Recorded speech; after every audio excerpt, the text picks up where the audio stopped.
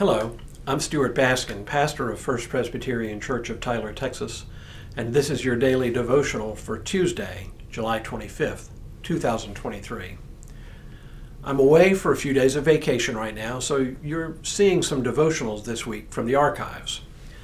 I looked at the devotionals that have been most viewed, and today and the rest of this week, you'll see the most popular devotionals based on the number of views.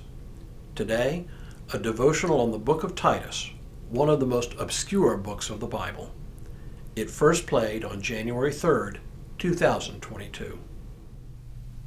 There are some books of the Bible that most of us are at least somewhat familiar with, if not very familiar. The Gospels come to mind, as do most of Paul's letters.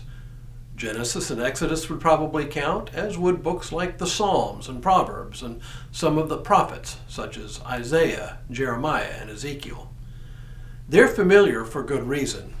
They are rich in material that is reasonably easy to link to our lives of faith. But there are other books that most of us rarely read from, unless we are disciplined about reading through the Bible on a routine basis. Ezra and Nehemiah come to mind, as do books like Leviticus and Numbers, as well as some of the minor prophets like Zephaniah and Zechariah from the Old Testament, and Titus, Philemon, and several others from the New Testament as well. Today we'll take a quick look at the brief letter of Paul to Titus. It's a short letter by Paul's standards, just 46 verses in 3 chapters. In my Bible, the entire letter appears on 2 facing pages, so one can read the entire letter without turning a single page. Titus was apparently one of Paul's loyal lieutenants, helping oversee work that Paul had begun while Paul continued his travels. Paul mentions him by name in both Galatians and 2 Corinthians, giving us a clue that he followed up with Paul's work in at least those 2 cities. We also know that he traveled with Paul to Jerusalem. This letter finds him on the island of Crete, where Paul had left him in charge of organizing the church after Paul's evangelizing visit there. The letter itself is fairly unremarkable.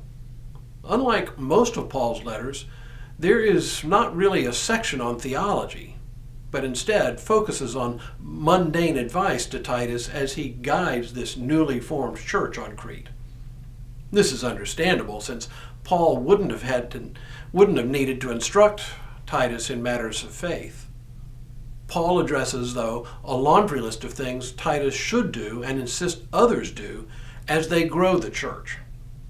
Some of the advice is dated and no longer applies to us. For example, Paul says that slaves should be submissive to their masters, advice that really has no place in the church today, though slavery was simply part of the social landscape then. He has advice for the qualifications of church officers, as well as instructions on how they should conduct themselves. He has advice on how regular members of the church should behave and what kind of behavior ought not to be tolerated in the church. Now, it would be easy to read this letter as providing us very specific and strict instructions for personal conduct. But I think it's better read not so much with a magnifying glass, looking at every little detail, but rather sort of held at arm's length, as it were, to get a sense of Paul's overall concern. Let me read just a brief passage from this letter and see if I can help us understand what Paul is really after. Tell the older men to be temperate, serious, prudent, and sound in faith, in love, and in endurance. Likewise, tell the older women to be reverent in behavior, not to be slanderers or slaves to drink. They are to teach what is good, so that they may encourage the young women to love their husbands, to love their children, to be self-controlled, chaste, good managers of the household, kind, being submissive to their husband, so that the word of God may not be discredited. Likewise, urge the younger men to be self-controlled. Show yourself in all respects a model of good works, and in your teaching show integrity, gravity, and sound speech that cannot be censured. Then any opponent will be put to shame, having nothing evil to say of us. All of this suggests to me that Paul's real concern isn't so much to micromanage people's behavior or set rigid rules. It's not really about wives being submissive to husbands.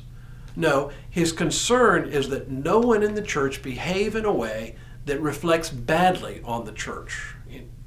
After all, they would have been both a tiny minority and a curiosity among their neighbors. Paul was aware that people would be watching them. What they said in public and how they behaved, both toward each other and toward those outside the church, would have had a major impact, one way or the other, on the church's success or failure. Tomorrow, we'll zoom back a few hundred years to meet Ezra. But for now, may God continue to bless you and keep you in all that you do this day and in all the days ahead.